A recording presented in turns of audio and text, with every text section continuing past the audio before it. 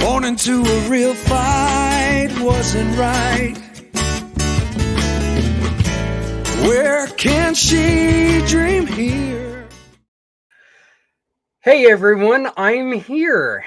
It didn't kill me, I guess. But as you did see, it did delay. Ghost is here. Hi. New co-host, I guess. So that's Ghost. Wow, that was interesting. We do have to delay the chili cook-off and poker for pediatrics due to my arm surgery, and then of course this last week. I went to a funeral last week and I came home with COVID. Second time I've had it. This time was not as much fun as the first time. This time was a little more intense. So, but it made it to where the schedule just wasn't. We wouldn't be able to do what we need to do. And I do want to say this is that Stephanie Goddess of the Grape put out there that you do need both of your arms to make chili. No, Steph, I'm a fat guy. I need both arms to eat chili. So, you know, I need both arms to eat it. I can make it with one arm, but anyway, we are still going through with it. Okay. We're still going to be asking you, hey, send in books, send in stuff. We're still going to do this. This is not a Christmas thing. This is something that we want to have all year around. We want these kids, I don't care if it's middle of August, I want them to have books when they go to the hospitals. And we're going to bring that how this fits into with our guest tonight, Jeff Pearson, and what he's doing. And there's a way that you can support them, and we can make those books even more meaningful. So we do not have a date yet. I just talked to Soterios today from Key Largo Lounge, and I explained to him what was going on, and he understands. But it's still going to happen. It's just going to happen first of the year, and we're still going to have fun, and we're still going to help the kids. So there's that. I also want to make mention that we did not have a Footprints Forward on Monday because, well, I was like laying down somewhere. I don't know where I was laying down at the time. I'm not even sure if it was me that was laying down, but it was, you know, something was going on. I know that it just wasn't me. And so we decided to go on ahead and push it out a week. We are going to have one more episode, and then that's going to be it for November. We're going to do the family thing, and we're going to do it and spend time with our families, and continue to build up the mission. I'm planning on having at least 2 shows in December. We don't know what that's going to look like right now, but like I said, everything's been kind of thrown up into here. We're going to throw it up in the air and see where it lands. But there are 2 shows that I definitely want to do. But this show coming up on Monday is going to be very, very interesting. The Our guest on Monday has been sober now for 8 months, which is great. And all of his things, all of his actions are still fairly new. And so we're going to see some of the amazing things that happen from the beginning, some of the amazing things that we can do from the beginning. So, but now it's time to get on with the show. And of course, it is the 3rd week of the month, which means the great goddess of the grape, Miss Stephanie Simoes. How you doing, Steph? I'm doing great. I guess better than you, but I'm glad you're here.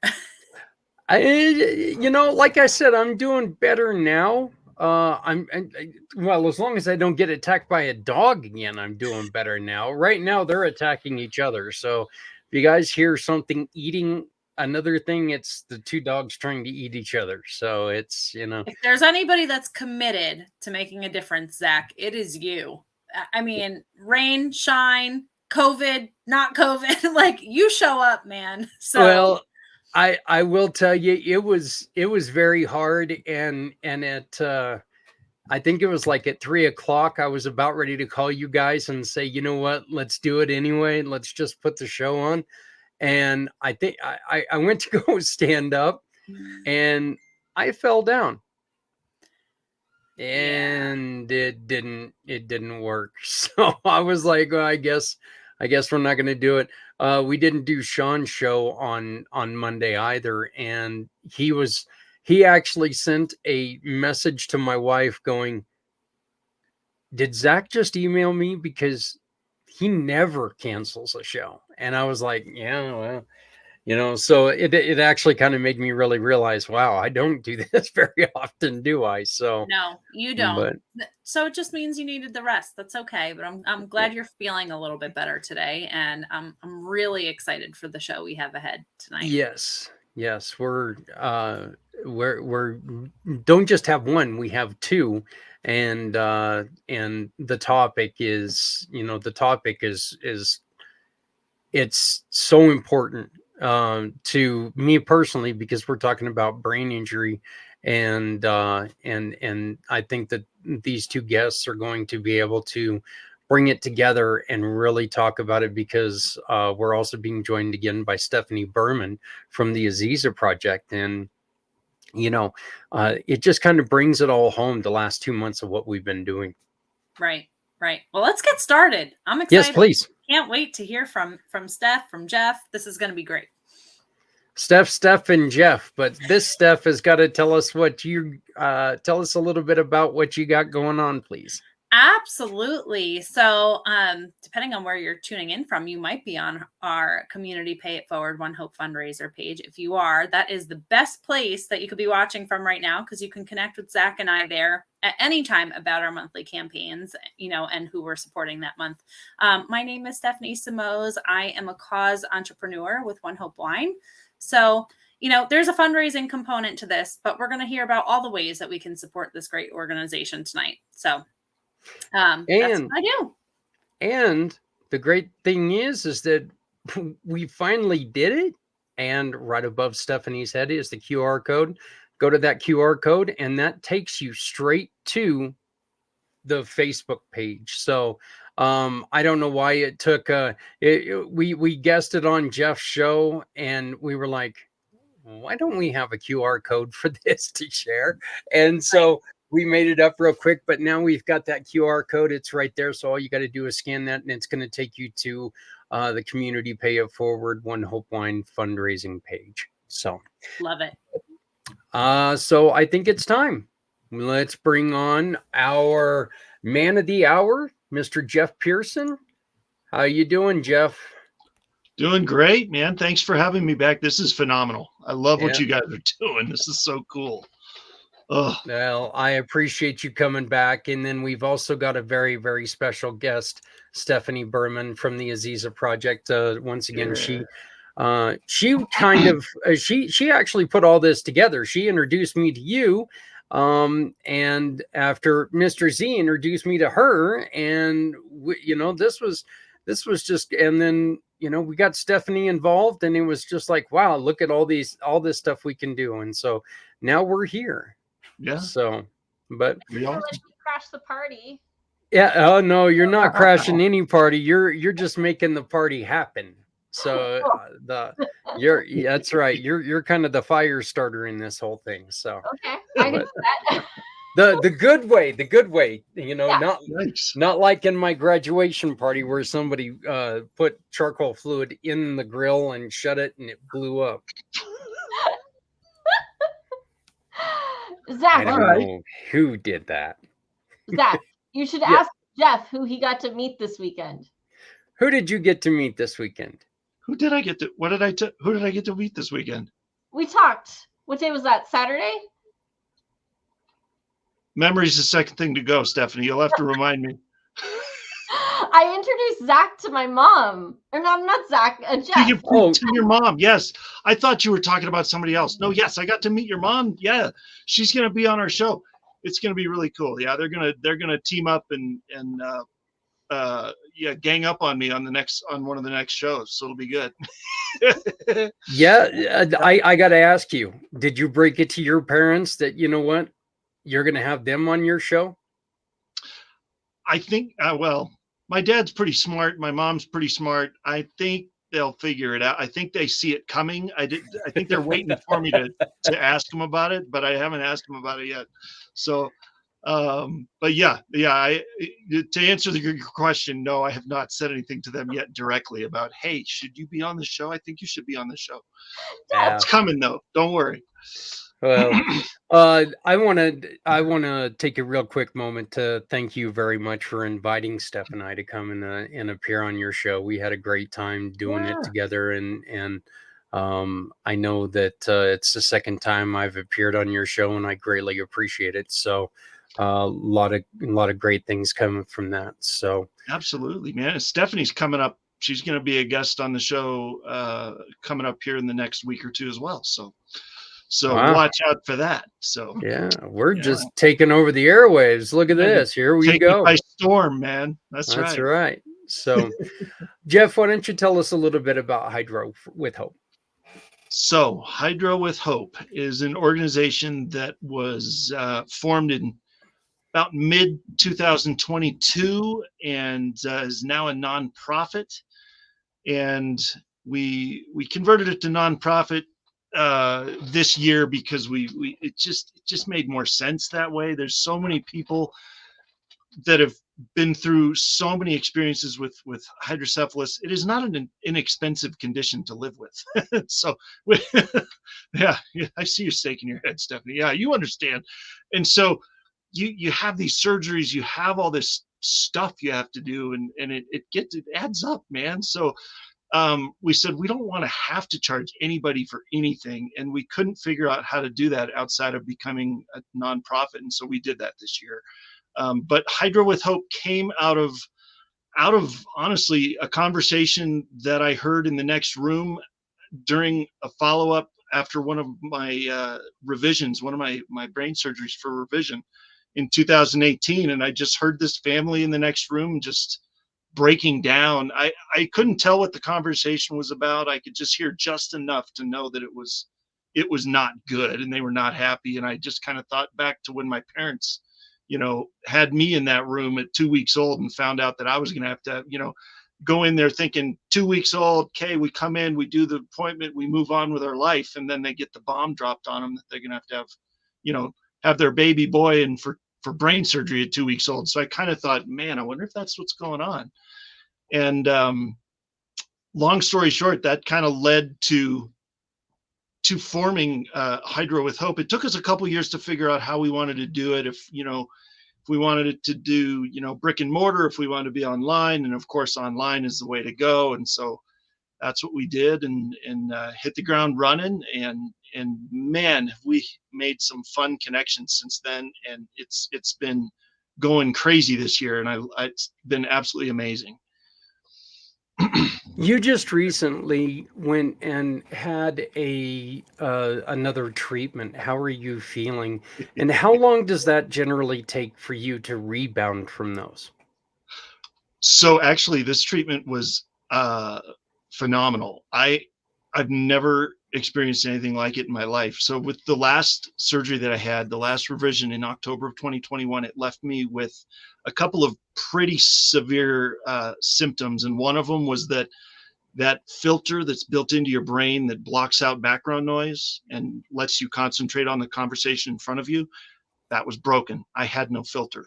So if I went into a room with 100 people, I heard 100 people. I heard 100 conversations. I couldn't block anything out.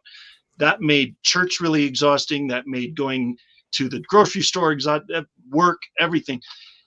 It was a nightmare. And then also, and the other thing was I had large motor tics that I developed and it just got worse over the last couple of years. And it was the entire right side of my body would just involuntarily twitch, and it was painful. It was exhausting. I went to Bend, Oregon, where my parents live, and one of my sisters lives there too. And they said, I think we found something that might help. And so I went there kind of cautiously optimistic. Everybody says, oh, I think I have something that'll help. You should try this, try that, and then you're out of money and you're exhausted. And, so they said, nope, we're going to pay for everything. We're flying you out here. Come try this. If it works, great. If not, it'll be fun to see you anyway. So I did. And that was over the week of Halloween. And so it was Tuesday, Wednesday, Thursday that I had these treatments on each of those days. And after Tuesday, I got home. I haven't had a tic since. Haven't had a tic since that Tuesday. And my filter is back. I went to church on the following Sunday and stayed the whole morning because I couldn't get enough. I was like, this is fantastic.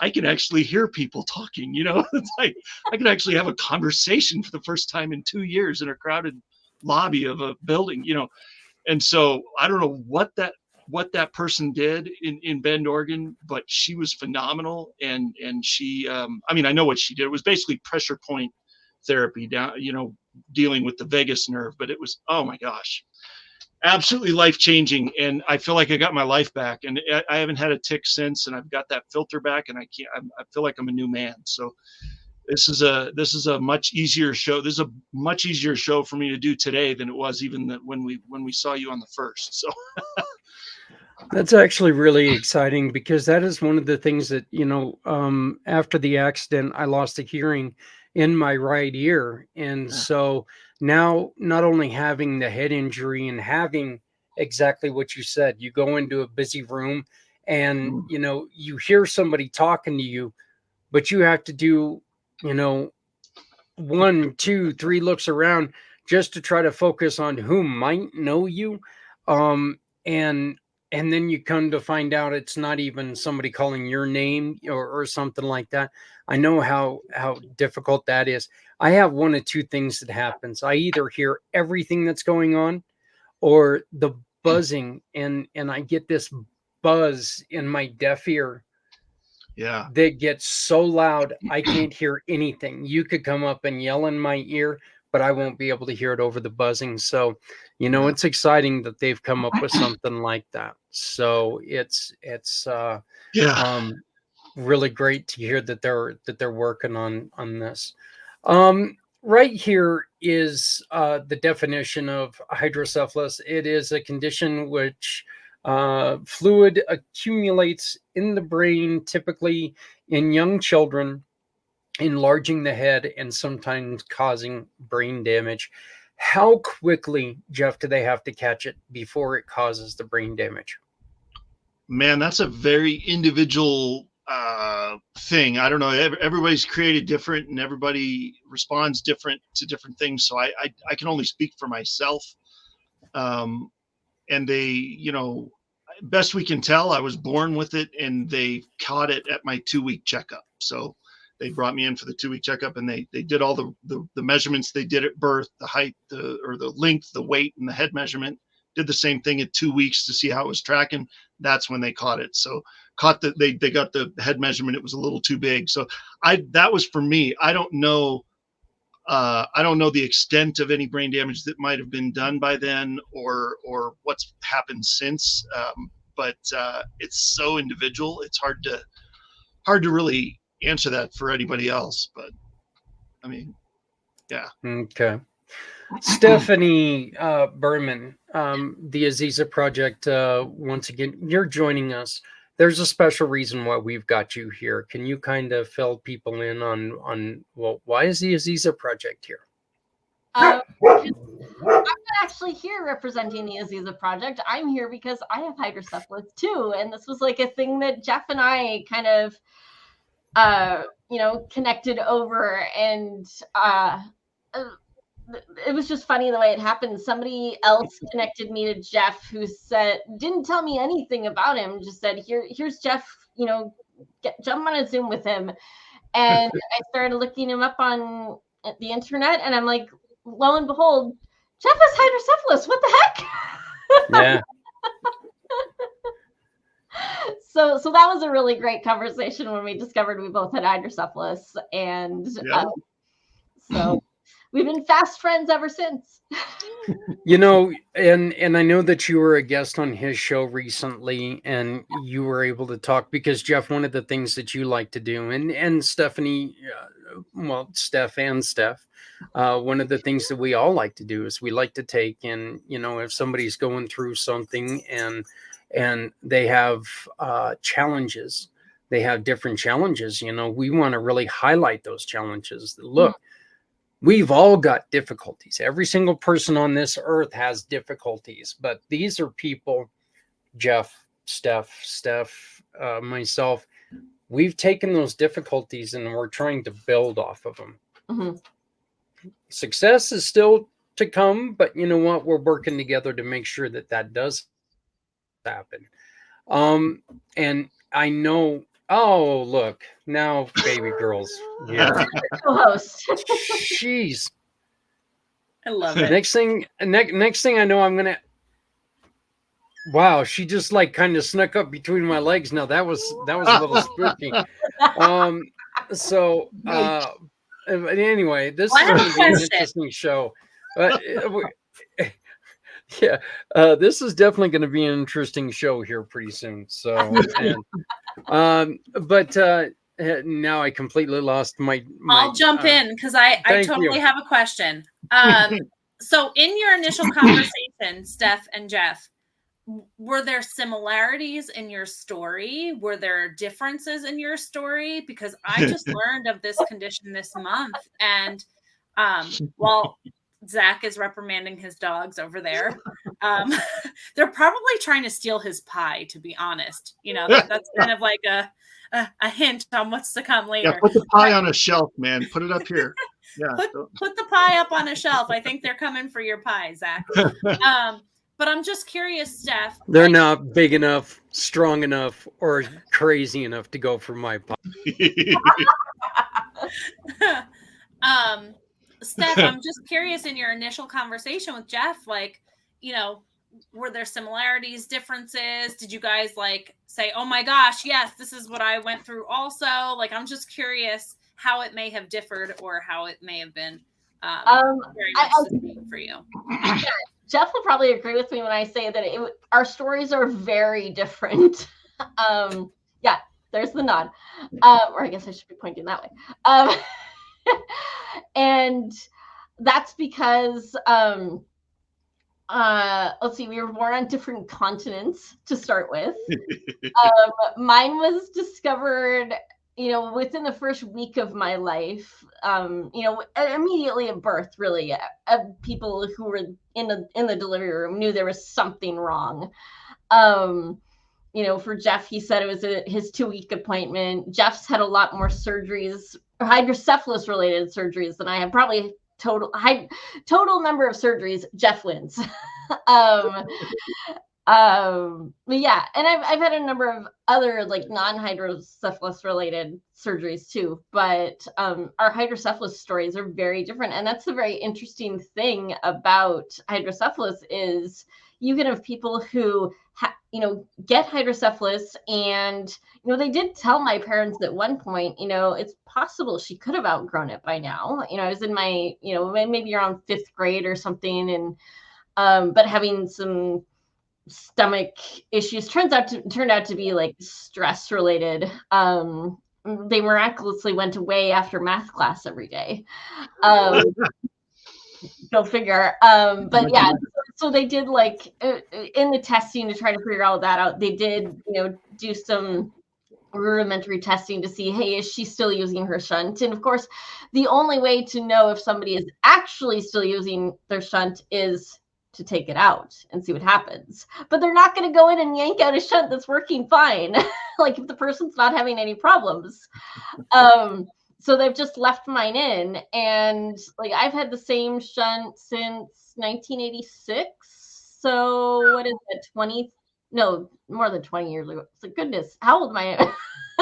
I can't math tonight. 37 and a half years now, I guess.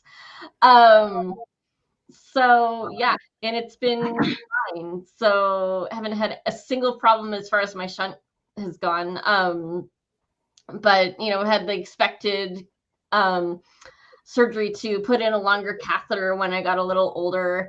Again, Jeff got to have his when he was like 4 years old, and I had to have mine at 13 right after I started a new school in 8th grade. I mean, lovely timing. Yeah, lots of differences to answer your question, stuff. This is a question that I don't know if you two are going to have to work together, or if, because I don't know if you're going to be able to one answer the other ones. But is there a difference between the way that males and females experience hydro? And I mean, it's not like, okay, our brains are wired differently, but our brains are still the same thing, okay? And when we say wired differently, it's just we think about different things. It's not like, but are there differences in that you guys know of? Are there any differences? I guess I can put it that way. I have some thoughts.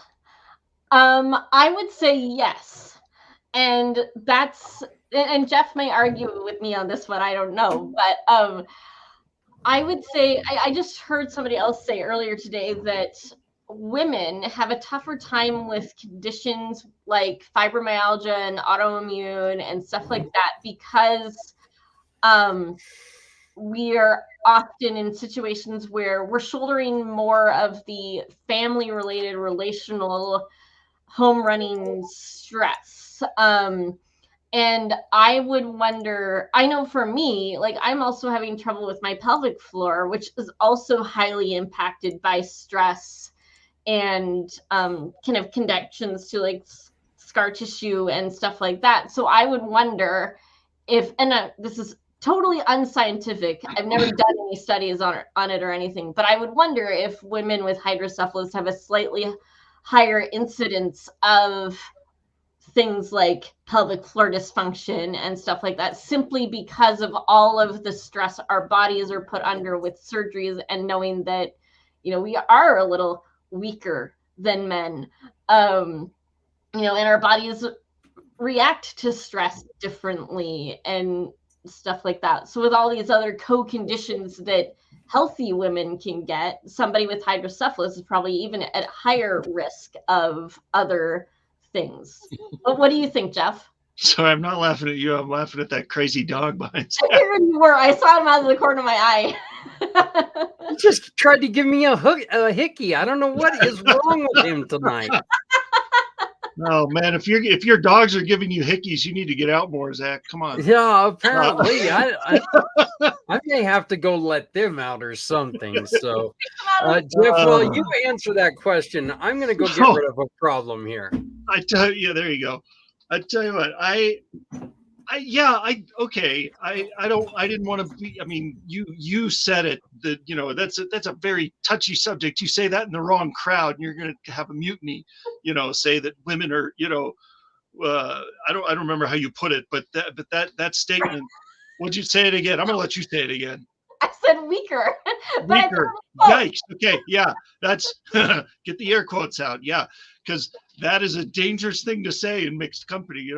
But or can be. I would kind of agree with that. I mean, but then you also the childbirth thing is also something that I can't imagine going through that, and yet that is something that that is very common for women too. So I don't know. I don't know. Yeah, there's probably differences. I think for me it was more related to the activities I was doing, not necessarily maybe that I was a man versus a woman. Mm-hmm. I think I've always been I've always been a music guy. I've always been in band or choir. I've been singing for like 30 years. I love to sing, but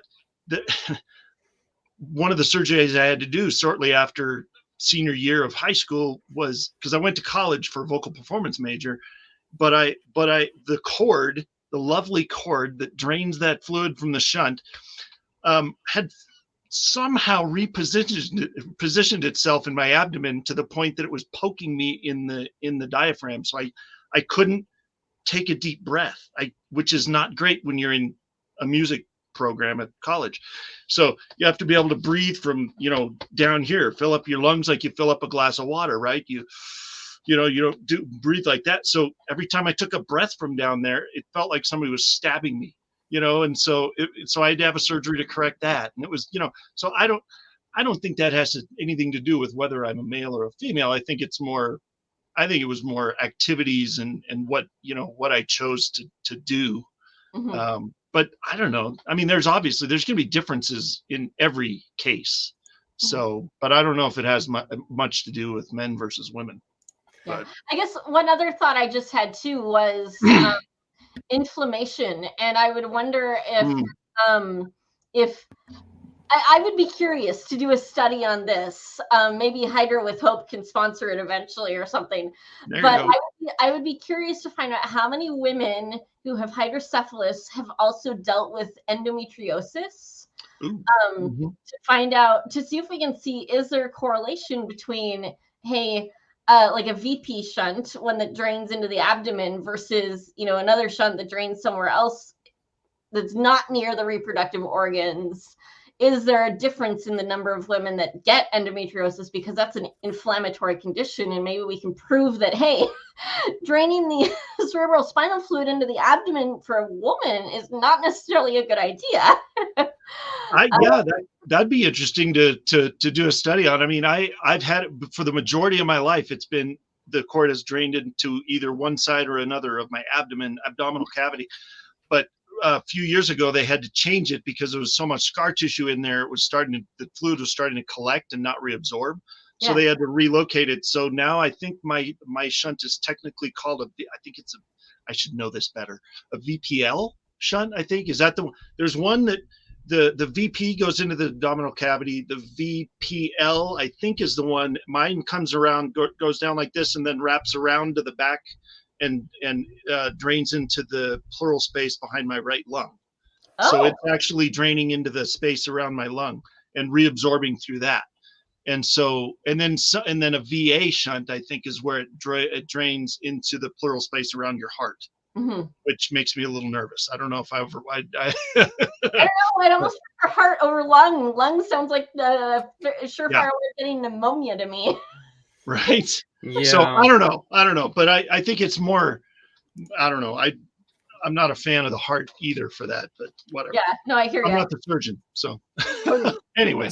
Are there any other afflictions that are more prevalent in people with hydro that you guys do know of? Like you were both just saying, it's kind of the anti-inflammatory thing. I mean, is this something that healing takes a little bit longer, or anything like that? I don't know, man. I think in my experience, I mean, knock on wood, I don't get sick. I just don't get, like, everybody, like, oh, I got the flu again. Oh, I got a cold again. Oh, I gotta go. I'm not that guy. Mm-hmm. And so I don't know. I mean, there might be that might be something to do with the fact that maybe there's bigger things going on. And so my body's like, the flu, that's cute. Let's do another brain surgery instead, And so I don't know if I don't know. What do you think, Stephanie? I would agree with you. For the longest time, I had a super strong immune system, probably the strongest in my family. I didn't get sick as a kid. And even still as an adult, my husband gets sick well before I do. He doesn't get as sick as I do. But when I do get sick, I get a lot sicker. Like when I had COVID a year and a half ago, I think it was, I was a lot sicker than my husband. So yeah, I would say that's how it plays out for me too, is my immune system seems to be stronger than the average bear anyway. Part of that might be because we get pumped full of so many medications and so much anesthesia and so many antibiotics after surgery. And like, I think I've got like the iron liver, it's like. Well, that's another thing is I'm actually curious. Like I've noticed I've had blood drawn a couple of times and my liver numbers have been a little off. And so I have wondered, I wonder if all this anesthesia has been actually kind of hard on my liver. Am I going to pay for it later? And sure enough, I was diagnosed with insulin resistance this year. So I'm like, oh, here we go. I haven't done any studies on it or anything like that. I wouldn't be surprised if people with hydrocephalus do end up with a higher incidence of morbidity, whatever that word is. Morbidities? Yes, that one. There it is. Jeff. Your memory is working. Good job. There it is. And so, yeah, I wouldn't be surprised, but it's probably not, I don't think there's enough studies out there to say, people with hydrocephalus have higher incidence of diabetes and heart disease. And like you can say with obesity. No. But I would say the big one that came to mind, and Jeff's probably going to be like, oh, yeah, that one. The one that came immediately to mind is spina bifida. And that one and hydrocephalus often go hand in hand. And Jeff, I never asked if you have it, but I'm assuming not, right? Spina bifida? No. Yeah. No. Yeah. One other thing that I thought of is seizures. Seizure disorders. A lot of people that I know that have hydrocephalus that I've interacted with on social media and stuff, a lot of them are on seizure medications because of the crankiness of their brain having to interact with that shunt. So yeah, that is what I found. That I do know is pretty common. Stephanie, I love this question you have for him. What's that? I was just curious because you guys had mentioned inflammation a couple of times. So I was curious if either of you focus on diet or any other things maybe around inflammation to kind of remedy that. I mean, I didn't do it for that, but I have been probably 99% gluten-free for about the last, 7 or 8 years, pretty strictly. I mean, sometimes you can't help it. You go out to eat and something might be in there, but for as much as I can control it, I've been about 99% gluten-free. And I tell you, that I do feel better just overall from that, like joints, my digestion, my stomach doesn't hurt nearly as often. I mean, but other than that, I didn't make any dietary adjustments or anything just for inflammation from anything like that. No. I haven't, not specifically for the hydrocephalus, no, same sort of answer, but I did cut out gluten for a while and it didn't seem to make a difference for me. So I've added it back in, and again, I'm not seeing a huge difference, which is interesting because my mom sees a huge difference. So she doesn't have hydrocephalus or anything like that, but she can't handle gluten. But I don't have, when I eat gluten, I don't have the symptoms she has when she eats gluten. So what about for your for all of your other issues, your with the Aziza Project? Yeah. Is there anything dietary that you focus on there? I have considered actually trying an anti-inflammatory diet for those issues specifically, but with my neurodivergent brain, it makes it a lot more difficult to make big changes like that. So I'm still like on the fence, like, is it worth trying? Is it not worth trying? Like, and I'm married, so like if I make a change, my husband gets to make the change with me, and we're both neurodivergent. So it's like, okay, two neurodivergent brains trying to go on a super specialized diet. This should be interesting.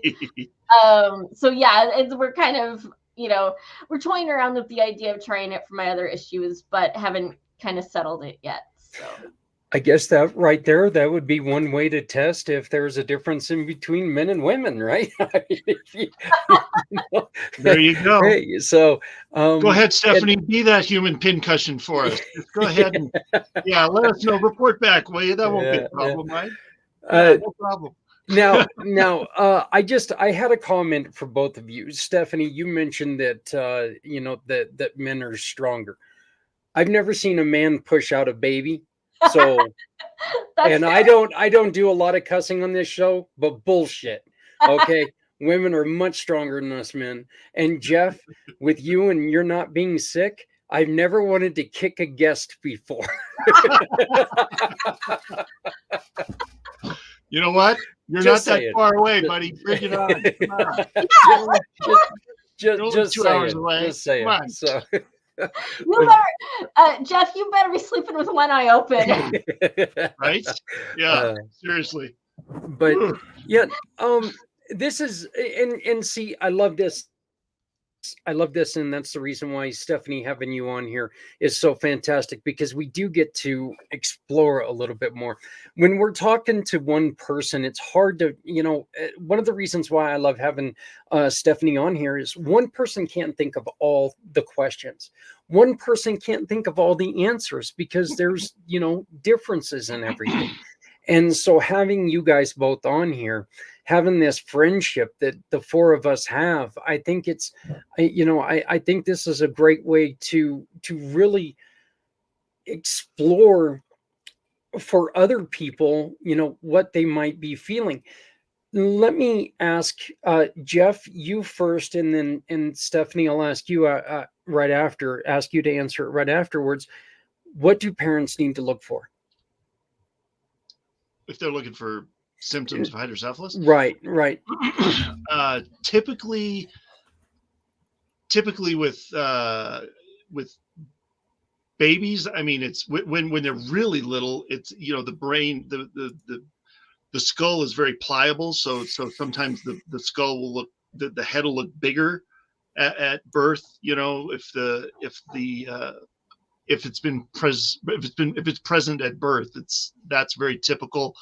Later in life, if there's like a malfunction or something, or hasn't been diagnosed yet, I haven't exhibited a lot of these symptoms, but the typical ones I've heard are vomiting, fever, and almost kind of flu-like symptoms, but they don't go away, right? You treat it like it's the flu and nothing happens. That's probably something more serious. You need to go get that checked out, go to the hospital. And I don't want to, scare anybody and think just because you have a fever, you've got hydrocephalus, but that is the throwing up all the time and the headaches, I think, are the biggest things. That's never been my experience. Throwing up has never been a part of it. It's been the headaches. headaches is the main thing for me. You But I know, don't know. What about you, Stephanie? I've never had a revision officially. Like my very first shunt came out because I got meningitis. And then they didn't put a new one back in until I got better from the meningitis. And then that's the one I've had ever since. That was when I was 11 months old. So I've never been through that. But I've also, I guess I would add to the list, lethargy, double vision, I've heard. Headaches was a big one that I always knew of growing up. So I was always super, like, if I got a headache, I was super on edge. And even now as an adult, I hardly ever get headaches. But when I do, I'm like, oh no, is this it? Well, and depending on the symptom, I've had four revisions since 2014, and all of them had a little bit different symptom. The first two, like the one in 14 and the one in 15, both times I thought it was an appendicitis, because it was really painful down there, like somebody was stabbing me in the side, down where you think it would be appendicitis. Turns out the first time it was a bacterial infection in the cerebral spinal fluid that needed to be remedied, and the second time it was healthy fluid, but it wasn't reabsorbing because of all the scar tissue. So it's symptoms can vary a lot. And as you get older and as your body, in adulthood, stuff shifts around and whatever. And so you really don't know, but it's really individual to the person, I think. But yeah, that's been my experience. You know what, and the first thing I thought of when you guys were talking about the symptoms, the first thing I thought of, those are the exact same things you go through with a concussion. Mm-hmm.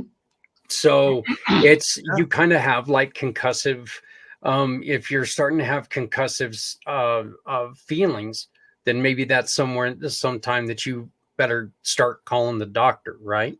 You'd want to anyway. If you feel like you've got a pretty good concussion, then you'd want to go get checked out anyway. But I have the headaches every minute of every day, and Stephanie, like you said, that's why the COVID that I'm getting over right now, that was worsened because of the headaches. It's like having a migraine and then going on ahead and getting a migraine on top of that migraine, or whatever. It's just not a whole lot of fun at all.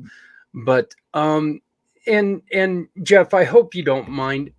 Stephanie, why don't you tell us a little bit about the Aziza Project? Okay. I didn't want to crash Jeff's party. No, definitely not. Go for it. Okay. So the Aziza Project offers hope to women who are suffering from complex gynecological pain by providing funding for them to see the doctors who have the knowledge and training to find out what's going on.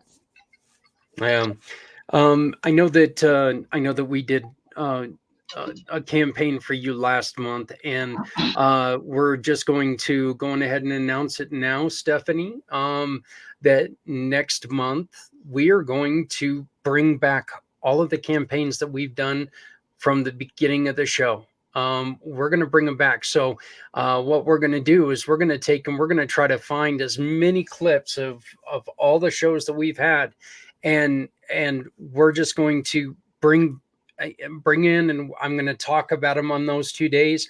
Hopefully Stephanie can join us. If she can't, she can, and that's not going to be a big problem. But once again, December is a time for family, so we can kind of want to make sure that we're doing that.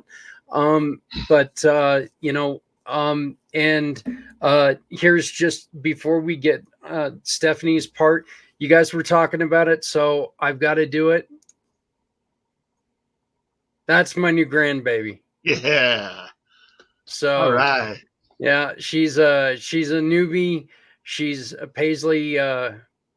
She was kind of a pain in the butt for a little while, but she's on oxygen right now. They did have a few problems with her, but that is Paisley J. So very, very happy Nice. Big Sister, in which this, I always wear this hat because of Big Sister. Big Sister bought me the hat, so it's the hat that I wear. But you ought to see the pride in Big Sister, just sitting right next to her. So it's great. But I had to throw her in. We've been talking about problems and things like that, just kind of brighten my day, right? So she is beautiful, Zach. Oh, right. That face. Yeah. I can't. But there is one thing I wanted to bring up before we get into wine and fun pie pairings. Jeff brought up the journals the last time we spoke, and I thought that they were really important to readdress. So I know when he explained them, I was like, wow, I wish I had something like that when we were kind of navigating stuff with my son. So, Jeff, if you wouldn't mind kind of showing and explaining again, the journals you have and like the opportunity to be able to donate those to the hospital. So no parents with a newborn have to go through this without kind of having a guide. Right. Thank you. Right. Thank you, Stephanie. I appreciate that. And I'm going to go on ahead and I'm going to put you on a bigger screen so people can see the journal, which is actually right behind you. It is. Actually, I didn't want to have to reach behind me, so I have one right here. Oh, look at that. Look at me being prepared. Check it out. So I have my good days, this is it. My Hydro Warrior story. And it is a journal. It's about 150 pages.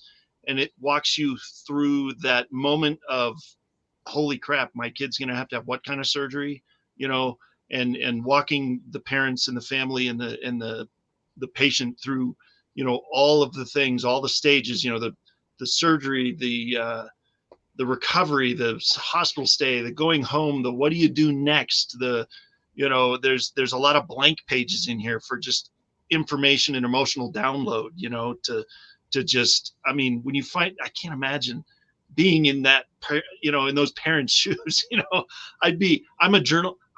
I've got journals and stuff that I've written over the years. And I think that was part of the reason I put those pages in there, is because it's valuable. And the idea is to have one of these journals for each revision. And I put on the spine here, there's a spot right here that almost looks like a mistake, but it's not. I did that on purpose because most people, Stephanie's just showing off, but most people with hydrocephalus have had several revisions over their lifetime. And so this is a wonderful place for you to put the date of the last revision, or the number, like number 1, number 10, number 40, number whatever. And so when you go to the next appointment, you have the right book with the right information, and you don't have to remember everything because it's written down. And then there's places in here for pictures, like this page here. Here's one I got to spend, blank birthday in the hospital.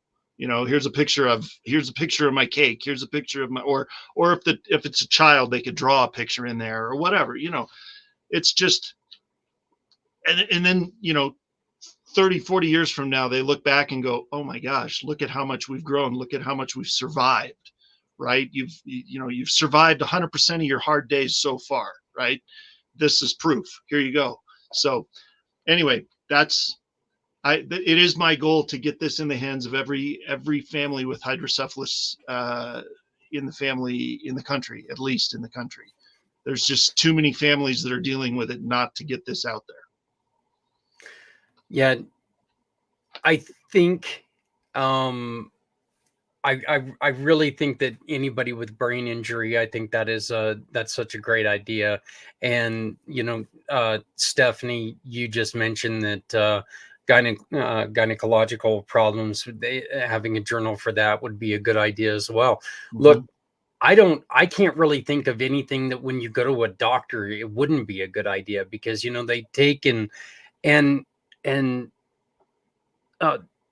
Stephanie, you and I have talked about this many times, that we go into a doctor, and how many times do you just, you go in between doctor and doctor, and it's just like, they're doing different things, and you're like, you go in and they ask you a question, and you're like going, I don't remember which doctor sent this. I don't know what happened, and of course, Jeff, a lot of that has to do with, I got a brain injury, and I just wasn't that smart before the brain injury. So I mean, it's just kind of a Well, and part of the reason I did a journal, and yes, we're working on an app, and yes, we're working on, you know, a coaching model that we can, you know, help people through that and all that stuff.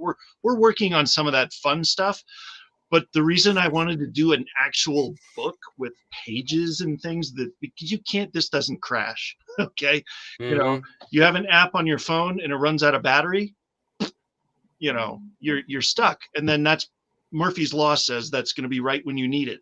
So, you know, right when they're, you know, well, tell me about your surgical history, right? Yeah.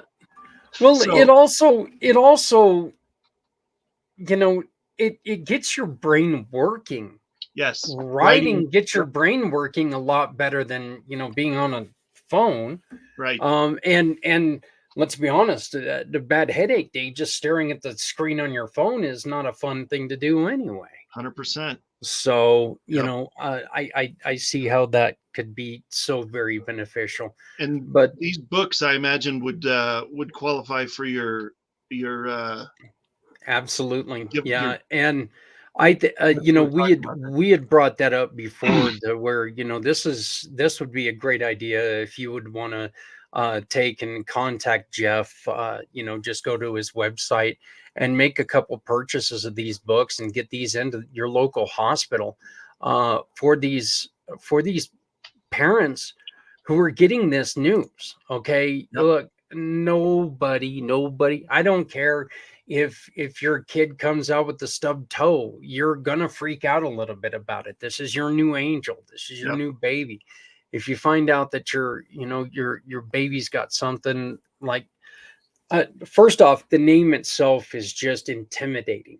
Okay, the name itself, it's like, whoa, my kid's got what, you know, right. And it's kind of yeah, and so, you know, but imagine if, and this is the whole purpose of the book drive, is we give these books to kids and they can use these to feel better about themselves. Well, this is a way that this child can not only take and look back at this and go, wow, I'm still here. I've went through all of this and I'm still here.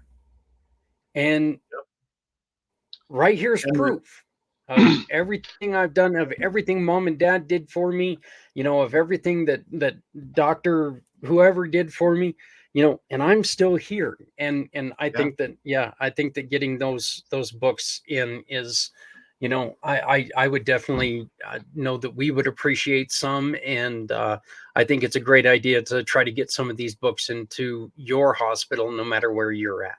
Well, and side note on that too, if people find the person that I've been told after talking to several hospitals around the country, you know, and who do we talk to? Who do we, you know, because I've been trying to get my foot in the door with the medical community with this, and it's not easy. They got a lot of red tape, and so finding the right person is tough. But what I've heard is the title, generally speaking, of the person that you want to get these to is called the Child Life Advocate at the hospital. They're the ones that are kind of the go-between between the completely terrified parents and the doctor that sometimes doesn't always know how to communicate to the parents in a way that doesn't talk them off the ledge, so to speak.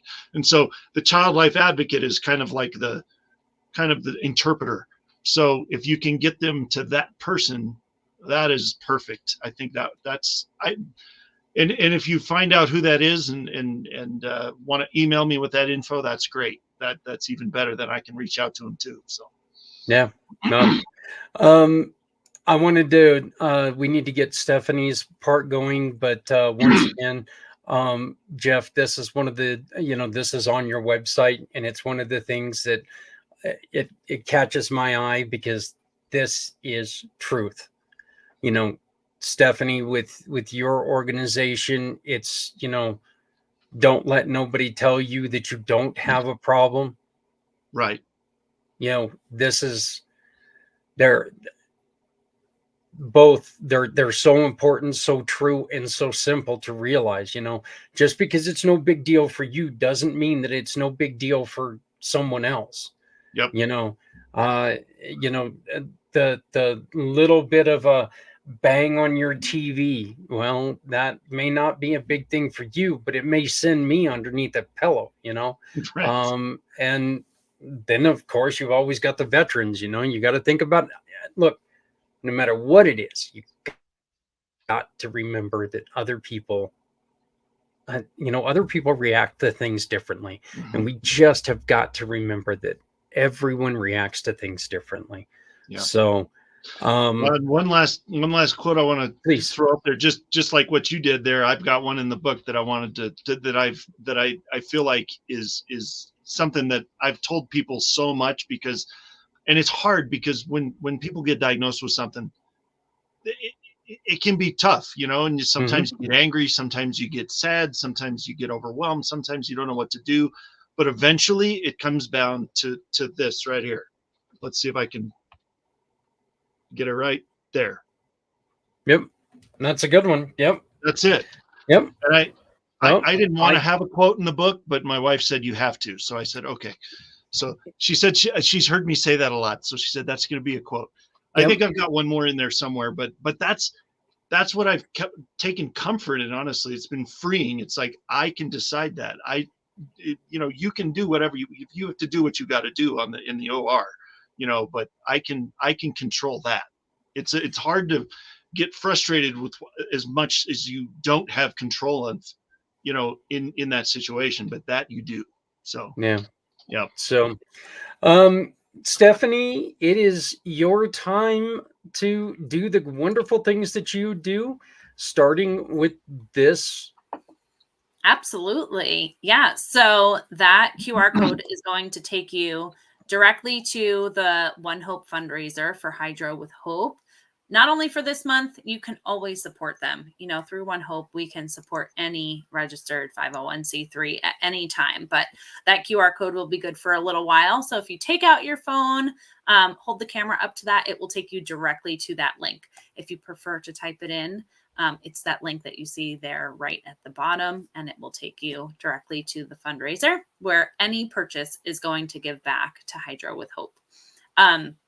Of course, if you're not on our community Pay It Forward One Hope fundraiser page, it is that QR code that's up there in the corner. Zach did a great job putting that into a QR code so you don't have to find it through my link tree. Thank you, Zach. But I thought we would talk Thanksgiving because it's right around the corner, and who doesn't love to indulge in some delicious food and, of course, pies and dessert. So I thought some wine and pie pairings tonight would be just perfect. What do you think? Are we ready for that? Bring it on. Bam. Awesome. All right, let's do that thing. So between the aromas of pumpkin spice, the warm conversation of family and friends, and the majestic feeling of autumn, Thanksgiving truly is a special holiday. This year, whether you're celebrating with an intimate gathering or a large family affair, make it one to remember with a festive pie and wine pairing. I know we have pies on the menu. I don't know about you guys. Although the main feast can often steal the culinary show, a dessert table spread with pie and wine is the ideal way to end the day. So from pumpkin to chocolate, rosé to bubbles, we're diving into a selection of delicious pairings for every kind of pie and wine lover. So let's do it. And the first one, I don't know about you guys, but my kids were like, pumpkin pie, blueberry pie, cherry pie, and they want the cherry crumb. And I'm like, yeah. And I got pumpkin from 3 of them too. So I'm like, all right, I guess we're good. I don't know what it is about Thanksgiving, but pumpkin pie, if you don't have pumpkin pie on Thanksgiving, you don't have Thanksgiving. Right. Yeah. Yeah. And I mean, just like you see there. So pumpkin pie, we are pairing with the Sonoma Coast Reserve Chardonnay. So a good old-fashioned pumpkin pie commonly is filled with flavors of nutmeg, cinnamon, vanilla, which blend beautifully with the bold and enticing flavors of our elegant Sonoma Coast Reserve Chardonnay. For an extra rich tidbit to complement the flavors, top your pie with a homemade cardamom whipped cream, a zesty yet sweet addition to your Thanksgiving dessert table. That's the first one, but we've got 6 for you, so hang on tight. All right, number 2, apple pie, which I feel like I could do apple with everything like this time of year. I just made apple butter for the kids at home in the crock pot. I don't know. Are we apple fans? Wow. Here? Actually, Adrian made an apple pie about a week and a half ago, and it was really, really good. Fresh apple pie. Yeah. Yum. Love it. And this one is paired with our Thankful for You sparkling brut. But if you check out the website, we have those etched beautiful sparklings that with different sayings on them that kind of go for any occasion.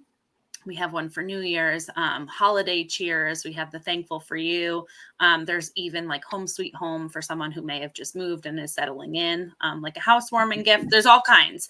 And the juice inside of them is absolutely delicious. So our Thankful for You sparkling brut abounds with a nose of freshly baked brioche and flavors of white pear on the palate. Its crisp acidity makes it the perfect pairing alongside a mostly sweet, little bit sour classic apple pie. Plus, the crispness of the bubbles will help cut through the pie's buttery crust. To enhance the apple flavors of your pairing, add a splash of apple cider to your flute alongside your bubbles. You know how I like throwing your favorite juices into the bubbly. That's kind of the thing that I typically say. So I guess One Hope agrees with me because this is that actually sounds really interesting. Some apple cider in with it. Yeah, that really does. Yeah. I mean, I feel like it'll taste like fall. Mm-hmm. You know? All right, number 3, chocolate cream pie and our Vintner Collection California Red Blend. Has any of these piqued your interest yet, Zach? I know you were like really excited for pie. You went to get the pie.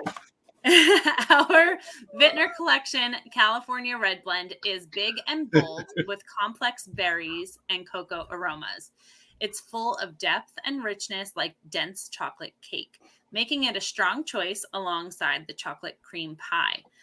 Although your mind might initially drift to chocolate cream pie for your Thanksgiving dessert table, might not initially drift to chocolate cream pie. There's always a chocolate lover in the crowd, and this award-winning pairing promises to please. So, yes, I can totally see this together, and that red blend is delicious with the flavors of chocolate, in my experience. I may have sampled that a few times. My mind always goes to chocolate cream pie. I love it. I love it. Well, we've got berry pie up next. I don't know if that's a favorite among any of us here, and it's paired with our hospitality collection, Cabernet Sauvignon. Delicious cab. And although berry pie often conjures visions of a summertime barbecue, you know how I feel about the Cabernet and bacon burgers and even the red blend and bacon burgers. That's like my favorite. It's becoming more and more common as a Thanksgiving dessert. It's a delicious end to an indulgent meal, and with its berry sweetness, it begs for a rich Cabernet Sauvignon. So our hospitality collection Cabernet is filled with dark berry, violet, and plum aromas with hints of chocolate. The palate is bold and complex with a sumptuous finish, making it the ideal accompaniment with a sublime slice of berry pie. This was a tongue twister tonight. Woo! Yeah, it was. Berry, blackberry, mixed berry. The choice is yours. So yum on that one. Well, the pie I was holding up that time was cherry, but I think that's going to work as well. So, so let's see. We got chocolate. We got cherry. Love it. Let's see where else we go. The next one up is key lime cream pie. Oh, darn. What about, will it fit with lemon? Yeah. Yes. Actually, I'm about to say that. And it's paired with our Vintner Collection Sauvignon Blanc. So Cut through the richness of a Thanksgiving feast and end the night with a fresh and flavor-filled note with a citrus pie and a crisp glass of white. When pairing that citrus pie, go for the Vintner Collection Sauvignon Blanc. Delightfully tangy and fresh with plenty of bright tropical notes and citrus-forward flavors. It's ideal alongside of a slice of key lime or lemon pie. So yeah, you got it, Zach. Particularly when the pie has a hint of creaminess to balance out all the citrus. So yum. You're going to have to give this a try, like do the sampling and let us know how it goes. You might feel better after it, being sick and all. Just saying. If you haven't had any meds. Yeah, I was going to say, I'm either going to feel better or I'm going to feel about 100 pounds heavier. So last but certainly not least is the strawberry rhubarb pie paired with our Italian Prosecco. Love those bubbles. A festive Thanksgiving dessert, strawberry rhubarb pie, looks lovely sitting on the dessert table. And it tastes lovely too. Tantalizing balance of sweet meets tart. This pie pairs well with the bubbles of our Italian Prosecco, Brut. This balanced and fruity Prosecco is made from Galera grapes and offers pleasing aromas of fresh pear and hints of apple with a touch of sweetness. So if you're ready to get pie pairing, you can order your wines and support Hydro with Hope today and start preparing for your sweet dessert feast. And, if anybody has any questions, definitely reach out. Shipping is really quick. I cannot guarantee, of course, with, Thanksgiving around the corner. And I'm sure, delivery drivers are starting to get real busy, but usually 3 to 5 days and your order is right at your door. Some people have sent me a picture and said, oh my gosh, and it's like 48 hours and their wine is at their doorstep already. So it is pretty fast. Wow. So depending on what state you're in, where you live, the wine does move pretty quickly to your doorstep. Yeah, I would say the only way that you're definitely not going to get it is if you don't order now. So let's, scan that QR code, get on there. The other way that you can do this is by, if I can get my mouse onto the right screen here, you can always go to Stephanie's link tree, which is linktree at /Steph Simoes, and all the information. Right. Yep. All the information you need is right there. And then next month, that link tree is going to be your best friend, because that is where you can go in and you can say, hey, you know what? I remember that you guys in October hosted Steph with the Aziza Project, and you can donate to the Aziza Project, and then continue to donate to Jeff, and you can donate to any of the other nonprofits that we've had before. This is it's the holiday of giving. It's the holiday of caring. And so we really want to show how much we care. And we're going to just try to remind you guys of some of the wonderful, wonderful organizations that we've had for the past year and a half. Like I said, I ended up putting together a show the other day and came across Stop Shaking Baby Syndrome, and from last November. And it was like, wow, that's kind of neat how that actually worked out. So, and even though it was last November, you can still donate to them right now. You can donate to them right now, but I mean, next month we're going to start bringing these up, because whether it's the Aziza Project, whether it's Hydro with Hope, look, why not buy a couple bottles, a case of wine a month, and turn that into doing great things for great people, doing great things for other people. Stephanie, you have one more thing that you do for people with every $50. Yeah, you mentioned a case a month. It really only takes about 2 cases of wine for One Hope to donate $50, and I then personally donate another $25. So really, 2 cases of wine can be a $75 donation to a nonprofit, which to a nonprofit, every dollar is stretched and really does make a difference. So, don't think like, oh, only a couple dollars. No, like even if it's one bottle of wine, that couple of dollars makes a difference. I'm actually really glad you said that. And this is a question, Stephanie, I'll ask you to answer this first. If somebody came up and gave you a $10 donation, would you stick your nose up at it? No, not at all. Yeah. I'd be super excited. These smaller nonprofits, they're not like the bigger ones where, they see a $10 donation as something like, well, hell, I hope I don't lose it.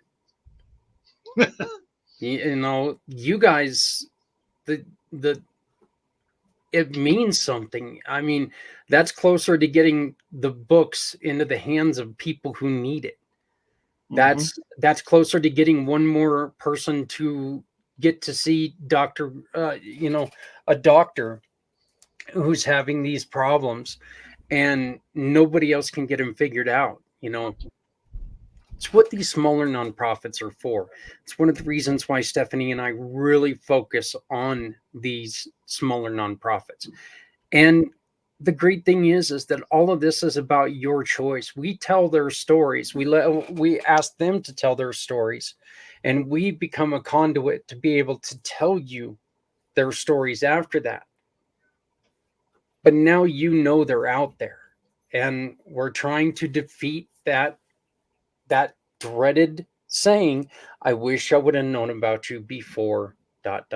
Look, everyone out there has probably experienced, even if you don't know it, somebody who's had hydrocephalus. Everyone out there, and I cannot remember, and I should have brought this up. It was like 2 out of every 1,000. It's about, best I remember, it's about 1 out of every 800 babies born. So okay, yeah. So that's like 400 and something thousand a year. So right, a lot. And then when it comes to the Aziza Project, like I said, I know personally 2 women who have dealt with these issues, and these are things that you may not even know that there are programs out there dealing with these problems, and that's what we are trying to do here. So our program is here to bring this up. Now, I say this because of this. We are starting next year on a whole new slate. And if you have a nonprofit and you want to be sitting here just like Jeff and Steph are, and Zach, because I gotta be the wacky one with the weird name, the non-rhyming name. But if you want to be sitting here and telling people about what you do and working with One Hope Wine and trying to raise money for your cause, that QR code in my little corner, I can't raise that arm right now. Here, I'll do this there. But that little QR code can get you to us, and we can get you on here starting in January and tell people about your program. So one of the ways that you can support both Hydro with Hope and the Aziza Project is through Community Pay It Forward. Both of them are mission partners of ours, and any shopping you do with any of our partners will donate. 80% of the referral goes to either of those organizations. You choose, you tell us, because who I care about, that matters to me. Who you care about, that matters to everyone. So you tell us where you want that money. That's what it's all about. And Stephanie, I think you and I have built the culture here on this show for that. So I'm extremely happy to get started next year with that. I'm excited about bringing back some of the wonderful causes we've had throughout the year and a half. And I want to thank you guys for taking time out of your day to join us again. I want to thank you for speaking about this and educating people on what you guys went through. It's not always an easy thing to do. Nobody wants to admit that, hey, I've got this. Nobody wants to sit there but you want to make sure that people know, hey, you're not alone. So your bravery, your courage, and your hard work, I want to say thank you to both of you for everything that you do. So thank you, Zach. Appreciate it, man. Thank you for all you've done. And I mean, the only thing I try to say to just about everybody I'm on a show with is life. Just remember, no matter what condition it is, whether it's invisible or not, life doesn't have to be perfect to be awesome, right? It can. right. So I just love that you're doing this, and I appreciate you. I appreciate it. Stephanie, did you have anything that you wanted to say, Stephanie Berman? I just wanted to say thanks for having me back. Thanks for inviting me back. This has been great. It's been an honor to be back here with the three of you. And and I love what Jeff just said. Life doesn't have to be perfect to be awesome. It's so true. Look, life's not perfect, but it's the one that you've got. And it doesn't have to be perfect to be great, to be awesome. I agree. I think that's great. I really do. I think it's wonderful. So, Jeff, how did they get a hold of you? So, yep, you can go to hydrowithhope.com, and there's a spot right at the top to join our email list. The more direct way would be to email info@hydrowithhope or jeff@hydrowithhope.com, either one. Jeff@hydrowithhope.com. And you can, and the journal is most readily available on the website on hydrowithhope.com. That's the easiest place to find it right now. So that is it. That's how to reach us. Yeah, and check out the stories and everything else that's on there. It's a great website. It's a fun website. Stephanie, how did they get a hold of you for the Aziza Project? The Aziza Project website's a great way to do it, or they can email me at stephanie@azizaproject.org. Sounds great. Again, thank you two so very much for what you guys are doing. Keep up the great work, and you guys always have a place to come. If there's anything that you need to talk about, if you have any events or anything that you guys are doing, please let us know. Okay. Awesome. So thank you so very much. We'll talk to you too soon. Goodbye. Wow, Stephanie. Wow. Yeah. It was bringing in Stephanie Berman again we were kind of like name dropping her the last show. I think we talked more about her then than we might have talked about her on this show. So it was just fitting to get her on right there. So great to get another perspective too. And it is. I really just love that the focus is on helping the parents, through this experience. So such a great angle that the organization has, and Jeff is doing really, really awesome work with the resources and everything. Yeah. Well, I kept you on for just a second more, and I know that you've got family that you need to run off to, but I wanted to thank you so very much. Did you hear the baby screaming before? Oh, yeah. Sorry. I actually thought that was me, but no. So I moved. I had to change a battery in our car today, and I had to take the exhaust, like all of the exhaust on the top of the motor. I had to take it all off and get to the battery, and the battery weighed like 70 pounds. I've got one good arm right now, and I'm going to tell you, so right now, anytime I move, I kind of, I got that little bit of a tear in my eye. I'm like, oh my gosh, I'm so sorry. You're overdoing it, Zach. Too much. But no, Stephanie, I just wanted to thank you so very much for everything that you've done. And I want to wish you, your husband, I want to wish your kids and everyone such a happy Thanksgiving. And I look forward to talking to you. We're going to see you one more time on Monday, but I want to wish you and your family such a happy Thanksgiving. Well, same to you and yours. And thank you. We're just such a good team. It kind of just flows at this point. We've been doing this so long together that, I feel like we're a good team, change makers. It was it was kind of weird. We were talking a couple of weeks ago about maybe going down to one show a month. And then I started thinking to myself, I'm like going, why the hell would I want to do that?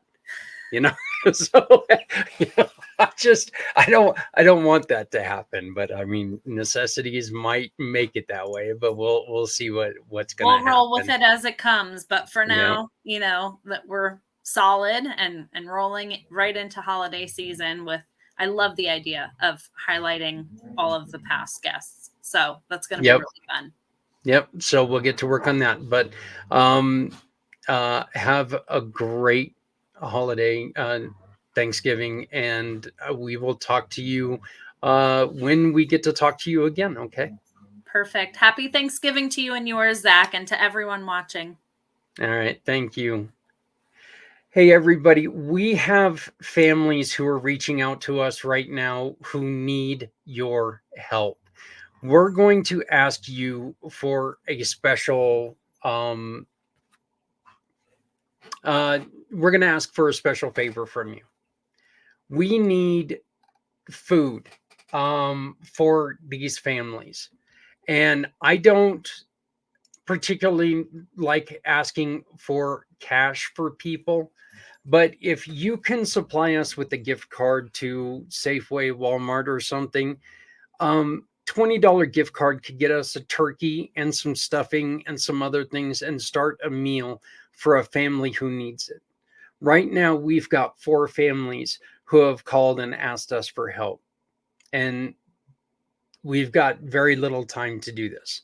Once again, things kind of changed for me because I fell behind due to the arm surgery, due to COVID, due to yada, yada, yada. We're going to ask you, scan the QR code you see in my corner right now. That is for my card. It will get you to me. Ask any question. If you send us a donation, we will send you back the receipt showing that we bought a family food.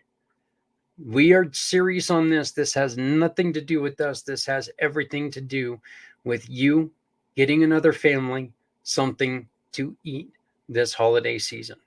If you choose not to come through us, do me a favor. Look on your Facebook in your local page. I'll guarantee you're going to find the family in need. Help them out. Help each other out. It is Thanksgiving. This is a special time of year for families, for a lot of people. Let's make sure no family has to go and tell their kids, I'm sorry, this year we're having ramen noodles. Let's make sure we're taking care of these families, okay? Look, no one needs to go it alone when we all come together. If you're not helping someone, you're hurting everyone.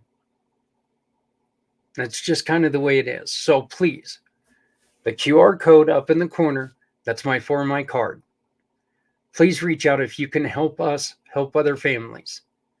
I'll make it to where I'll drop your name in a card so the family knows who did it, or you can do it without them knowing who you are. It doesn't matter. Starting next week, we will be adopting families. We're going to add a page to our website where we're going to have families on there that you can adopt. You can send them what they need. It's just a way that we can try to get these people the help that they need. No family deserves to go without. Let's come together as a community and let's do things for everyone. That'll just make this a better place. Hey, everyone, please love somebody out there because somebody out here loves you. My name is Zach. I am the president and founder of Community Pay It Forward, Community Dare to Care, and this wonderful pACT channel. I want to thank you so very much for spending a little bit of time with us. To Jeff, to Steph, and to Steph. God, that's just funny. Jeff, Steph, and Steph. Now I'm going to wake up in the middle of the night going, Jeff, Steph, and Steph, and thinking I'm in a Dr. Seuss book or something. I don't know. But I want to thank you guys very, very much for joining us. I also want to wish everyone out there a happy, healthy Thanksgiving. Please, please, please do whatever you can do to make someone else's Thanksgiving just as happy, just as healthy. Until next week, my name is Zach Clayton, and I will see you, well, I'll see you next week. But before I end the show, I've got to make the sad announcement one more time. So here we go. Happy Thanksgiving.